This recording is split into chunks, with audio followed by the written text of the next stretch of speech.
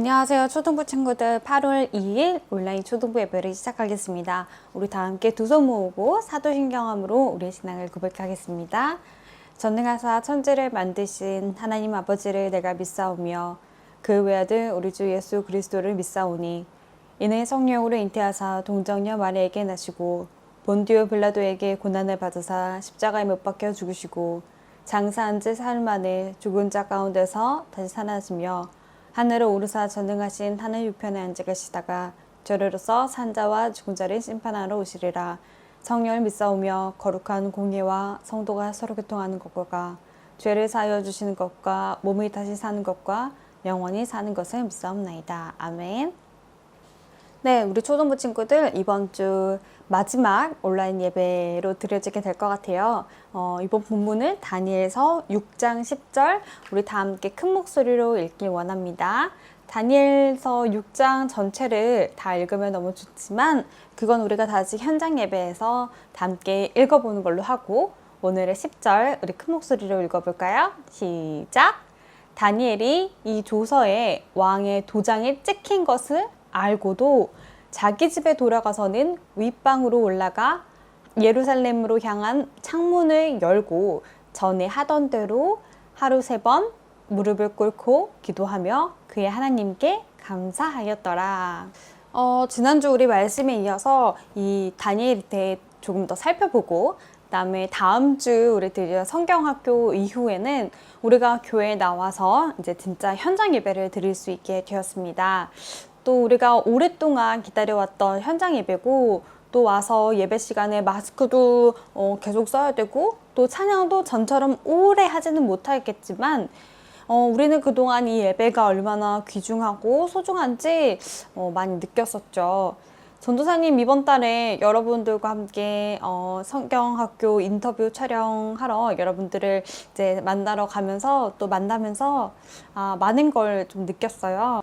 우리 초등부 친구들 아이들 중에는 이렇게 온라인 예배로 또는 교회에 와서 어른 예배를 드리고 따로 온라인 예배를 드리는 친구들이나 혹은 교회에 못 와서 가정에서 이 온라인 예배를 드리는 친구들이나 이 모두가 우리가 빨리 현장 예배를 회복하는 걸 많이 원하고 있구나 라는 느낌을 많이 받았고 교회에 와서 또 예배 드리는 우리 예성이나 하늘이 같은 경우는 어린 예배를 또 드리고 또 따로 온라인 예배를 드리는데 좀 많이 힘들었겠구나 라는 느낌들을 좀 많이 받고 또 좀 미안한 마음도 들고 좀 그랬어요. 여러분이 다음 주에 우리 성경학교에 와서 성경학교 하고 그 다음 주부터 이제 우리가 현장 예배를 드릴 텐데 우리가 정말 놓치지 말아야 될 거는 뭘까요? 맞아요. 편리함이 어떤 주는 것에서 속으면 안 되는 거예요. 그동안 우리가 거의 한 주, 2주도 아니고 거의 몇 개월 동안 이렇게 예배가 없이 온라인으로 예배를 드리다가 이제 교회에 와서 아침에 일찍 일어나서 머리도 이쁘게 하고 또 옷도 입고 씻고 그전에는 그냥 온라인 유튜브만 틀면 잠옷도 입고 뭐 누워서 예배 드릴 수 있었겠지만 이제는 현장 예배 드릴 준비를 여러분들이 또 해야겠죠. 그래서 우리가 이 예배의 중요성에 대해서 또 깨닫고 또 예배 드리지 않아서 혹은 교회에 가지 않아서 좀 편했던 마음, 나의 좀 나태했던 그런 마음들, 전도사님 포함해서요. 전도사님 포함해서 여러분과 또 전도사님이 다시 예배를 회복하고 온 마음과 온 정성을 다해서 예배를 드려야 한다는 것을 우리가 잊지 않고 또 기억해야 될 것 같습니다. 자, 오늘 이제 말씀 들어갈게요. 오늘 말씀 제목은 짜잔! 민첩한 다니엘. 전도사님 민첩한 게 무엇인지에 대해서 이따 설명할 거예요. 오늘은 지난 시간에 이어서 또 다니엘에 대해서 좀 살펴보고 현장 예배로 드릴 때는 우리가 원래 그 계획표대로 맞게 또 설교를 하려고 합니다. 우리가 지난 시간에 다니엘은 어떤 사람이었죠? 할아버지였어요? 아니면 소년이었어요? 맞아요. 소년이었어요. 이 어린 바벨론에서 포로로 이 남유다 사람이었던 다니엘이 바벨론의 포로로 끌려와서 이 소년이었던 다니엘이 바벨론에 대한 학문, 지혜 이런 것들을 접하고 또 이 바벨론이라는 나라에 오래 살고 지금 이 다니엘의 시점만 보면 다니엘의 6장에는 다니엘이 할아버지가 되었어요. 그동안에 많은 사건들이 있었고 하나님의 어떤 예언의 말씀들이 있었지만 우리는 지금 오늘 이 다니엘서 6장을 통해 2주 정도 이렇게 말씀을 나눠야 될 것 같은데, 할아버지가 된 다니엘이 우리가 너무나도 잘 아는 사자굴 속에 들어가는 사자굴 사건, 이 말씀을 통해서 우리가 깨달아야 할 것이 무엇인지 오늘 말씀을 통해 나누려고 합니다. 다니엘이 지금 어느 나라의 포로로 잡혀왔죠? 맞아요. 바벨론이라는 나라였어요. 이 다니엘서 5장 우리가 살펴보지 않았지만 다니엘서 5장에 보면 그때 바벨론의 왕이 벨사살 왕이라는 왕이었어요. 이 벨사살 왕을 마지막으로 바벨론 또한 남유다처럼 이 멸망 직전 위기에 놓이게 됩니다. 그 이유는 남유다 사람이었던 다니엘이 바벨론에 의해 포로로 잡혀왔듯이 이제 바사라는 나라의 고레스 왕이 바벨론을 정복하기 위해 이 바벨론의 당시 왕이었던 벨사살 왕을 무찌르고 이 고레스 왕이 이 바사 제국을 건국하기 위해서, 건설하기 위해서 이 바벨론의 사람들을 이제 포로로 잡아가기도 하고 나라를 건국하기 위해서 새롭게 만드는 작업 중에 있다는 것을 오늘 성경을 통해 알 수 있어요.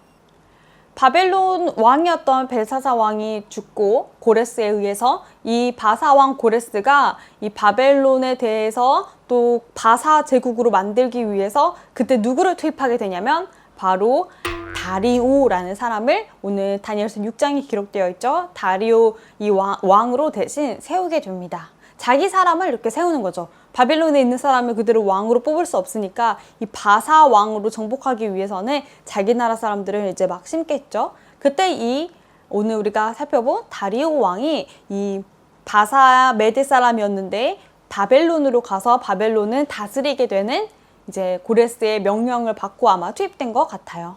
그때 이제 다리오가 바벨론 나라를 다스리는데 이제 총리 3사람을 뽑아야 된대요. 그런데 누가 선발됐죠? 맞아요. 다니엘이 오늘 선발이 된 거예요. 자, 여러분, 이 다리오는 바벨론 사람이 아니에요. 외부 사람이 바벨론을 다스리기 위해서 총리를 뽑는데 얼마나 누구를 세우고 누구를 뽑을까, 이 사람을 뽑을까 갈등이 많았겠어요. 자기 사람으로 만들기 위해서. 근데 그때 이 많은 사람들 중에 다니엘이 총리 3명 안에 드는 위치에 놓이게 되죠.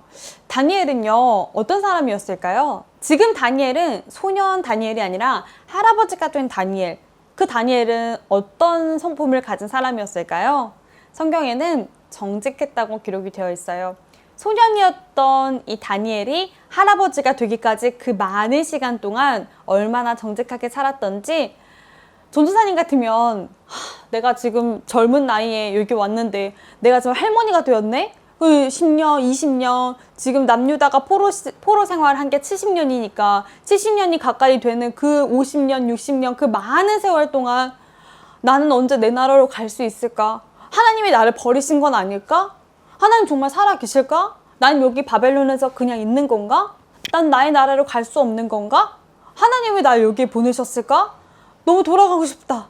이런 불평, 불만들 엄청 쏟아냈을 것 같아요. 전도사님 같으면. 그런데 오늘 다니엘은 그렇지 않았어요. 만약 그런 마음으로 살았다면 오늘 바벨론에서 다리오가 총리를 뽑을 때 다니엘은 뽑히지도 않았겠죠. 다니엘은 하나님이 하시는 일, 하나님이 하시는 계획에 순종하며 하루하루를 살았어요.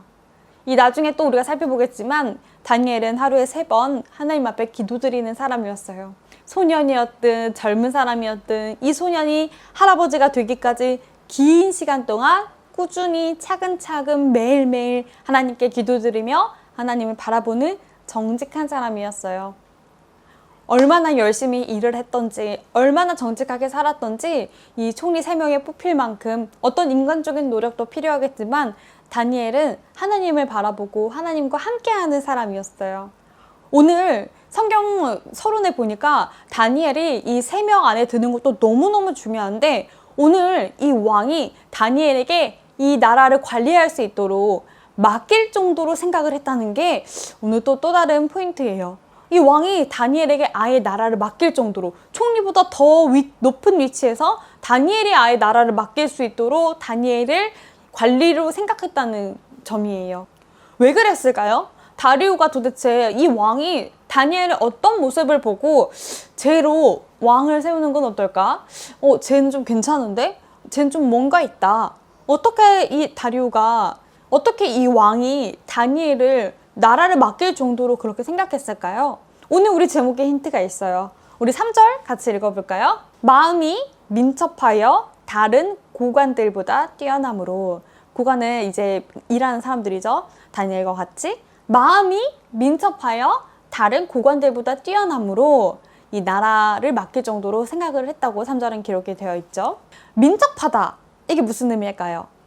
빠르고 재빠르고 또 신속하고 이런 걸 우리는 민첩하다고 생각을 하죠. 성경에는 다니엘이 왕이 나라를 맡길 정도로 생각한 그 이유에 마음이 민첩했기 때문이라고 기록이 되어 있어요. 마음이 민첩하다. 다니엘이 어떻게 마음이 민첩할 수 있었을까요? 마음이 민첩하다는 이야기는 하나님의 그 영이 다니엘에게 있었기 때문이에요. 하나님의 영이 그 안에 함께 있기 때문이에요. 다니엘이 하나님과 함께 있기 때문이라고 성경 원어에는 기록을 하고 있어요. 자, 전사님이 민첩하다는 거에 대해서 예를 한번 들어볼게요. 전사님 어렸을 때 이 전사님 엄마가 이 눈이 뒤에도 달린 줄 알았어요. 여러분 무슨 의미인지 우리 초등학생들 이해할까요? 엄마가 나를 안 보고 있는데 내가 혼자만 딴짓하고 있는데 엄마가 뒤에도 눈이 달려가지고 현아 너 똑바로 안 해? 이렇게 말하는 거예요. 그럼 제가 어떻게 돼요? 전사님이 찔끔하죠. 엄마 나 분명히 안 보고 있었는데 어떻게 알았지? 막 이러면서. 그게 엄마가 민첩한 거예요. 어떤 일인지 더 자세히 설명해 드릴게요. 엄마가 부엌에서 막 이렇게 일을 하다가도 아이가 깰 것 같은 딱 그런 신호가 들면 이 하던 일을 딱 멈추고 아이한테 달려가죠. 엄마가 민첩한 거예요. 엄마가 딱 쳐다봐요, 아이를. 그죠? 그거예요. 다니엘이 이 엄마와 같은 거예요. 엄마가 자식을 항상 생각하고 항상 사랑하고 이 마음에 함께하기 때문에 하던 일을 하더라도 재빠르게 아이한테 갈 수 있는 거예요. 다니엘이 하나님을 그렇게 생각한 거예요. 마음이 민첩하다는 것은 항상 내 머릿속은 하나님, 항상 하나님 나와 함께 계셔. 그런 마음 정도로 다니엘이 살았던 거예요. 다니엘의 마음에 성령 하나님의 영으로 가득했어요. 지금 다니엘의 나이가 할아버지예요. 사실 우리가 젊은 친구들과 할아버지랑 비교를 했을 때 확실히 할아버지가 체력적으로 뒤처질 수 있다는 거는 우리가 뭐 인간적인 그런 부분들도 있었겠지만 다니엘이 지금 젊은 나이가 아니잖아요. 다니엘이 할아버지인데도 젊었을 때부터 할아버지까지 오기까지 이 마음이 성령으로 가득해서 이 민첩한 거예요. 사실 할아버지는 재빠르게 빨리빨리 움직일 수가 현실적으로는 없는데 성령으로는 그렇지 않았던 거예요. 성령으로는 누구보다 젊었던 그 어떤 사람보다 마음이 민첩해서 하나님이 성령으로 다니엘과 늘 함께 계셔서 할아버지인 이 다니엘인데도 이 마음의 성령으로 가득했어요. 엄마가 아이가 무엇을 하든 바로 반응하죠. 엄마가 부엌에서 일하다가도 아이가 떨어질 것 같으면 바로 가서 잡죠. 그게 엄마의 마음에 아이가 온통 아이 생각, 아이를 계속 지켜보고 있고 이 다니엘이 엄마와 같은 마음이었던 거예요. 다니엘이 항상 하나님이 무슨 일을 하실까? 하나님의 계획은 무엇일까? 내 머릿속에는 오직 하나님, 하나님이 성령으로 함께 하셔서 다니엘은 마음이 민첩했다고 기록되어 있어요. 여러분, 다니엘이 이 바벨론에서 살면서 높은 자리에 오르게 되었고 또 많은 부와 명예도 얻었겠죠? 그런 다니엘이 교만하고 타락하지 않았어요. 야, 나 남유다에 살 때보다 바빌론에 사니까 너무 좋다. 야, 이렇게 내가 높은 자리에 내 명예, 내 돈, 야, 너무 행복하다 하고 안주할 수도 있고 교만할 수도 있었지만 다니엘은 항상 마음이 민첩했기 때문에 성령으로 하나님과 가득했기 때문에 어떠한 돈, 어떠한 권력, 어떠한 명예보다도 항상 하나님이 하시는 일이 무엇일까? 하나님이 분명히 남유다를 버리지 않으실 텐데 하나님의 계획은 무엇일까? 하나님이 나를 이 이방 땅인 바벨론에 보내신 분명한 이유가 있을 텐데 무엇일까? 항상 다니엘은 이 즉각적으로 하나님이 어떤 일을 하면 즉각적으로 바로바로 반응하는 그런 사람이었어요. 다니엘은 하나님을 사랑하고 흔들림이 없이 젊은 나이에서부터 할아버지가 될 때까지 이 마음의 민첩함을 잃지 않았어요. 꾸준히 매일매일 하나님께 기도드렸어요. 오늘 그런 다니엘을 누가 시기했죠? 왕이 다니엘에게 나라를 맡길 정도로 아예 준다고 하니까 다른 사람들이 다니엘을 시기했어요. 다니엘 쟤 약점 좀 찾아보자. 다니엘 쟤 분명히 뭔가 부족한 게 있을 거야. 다니엘에게 흠을 한번 찾아보자. 다니엘 왕 되면 안 돼. 우리 다니엘 어떤 흠이 있을까? 어떻게 고발할까?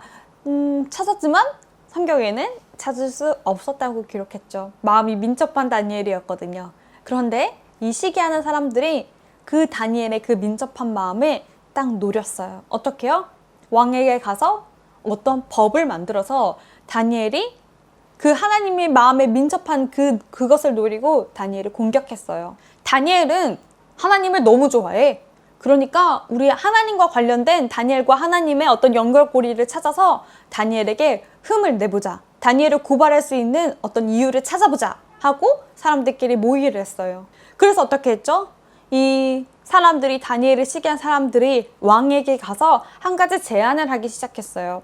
다리오 왕이여 만수무강하옵소서. 그러면서 왕에게서 한 가지 법을 내리십시다. 왕이여, 이 한 가지 법을 내리는 게 어떻겠습니까? 왕 말고 다른 신에게 절을 하면 사자굴에 넣는 거 어떻습니까? 하고 이 사람들이 다니엘이 항상 기도하는 사람인 줄 알고 그런 음모를 꾸미게 되었어요. 당시에는 왕의 말이면 법이에요.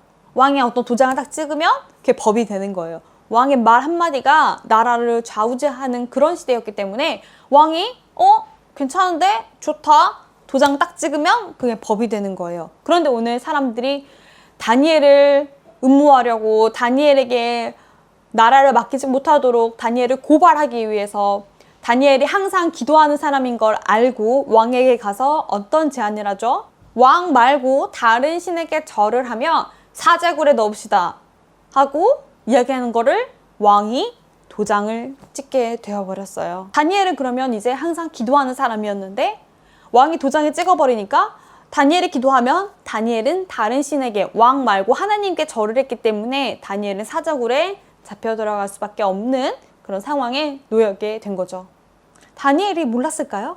오늘 우리가 함께 읽었던 10절에는 함께 읽어볼까요? 다니엘이 이 조서에, 이 문서에 왕의 도장이 찍힌 것을 알고도 다니엘이 알았대요. 왕이 도장을 찍은 걸 알았어요. 어떤 도장의 내용이었죠? 이 도장의 의미는 뭐예요? 왕 말고 다른 신에게 절하면 사자굴에 넣기로 한 그 왕의 도장을 찍은 것을 알고도 어떻게 해요? 자기 집에 돌아가서 윗방으로 올라가 예루살렘으로 유다죠. 유다 땅 예루살렘을 향한 자기 고향을 향한 창문을 열고 예루살렘을 바라보며 전에 하던 대로, 이게 중요해요. 전에 하던 대로 오늘 특별히 내가 죽을 위기에 놓였으니까 기도해야지, 이게 아니고 늘 하던 사람, 소년이었을 때부터 할아버지가 될 때까지 꾸준히 한 그 전에 하던 대로 하루 3번 무릎을 꿇고 기도하며 그의 하나님께 감사하였더라.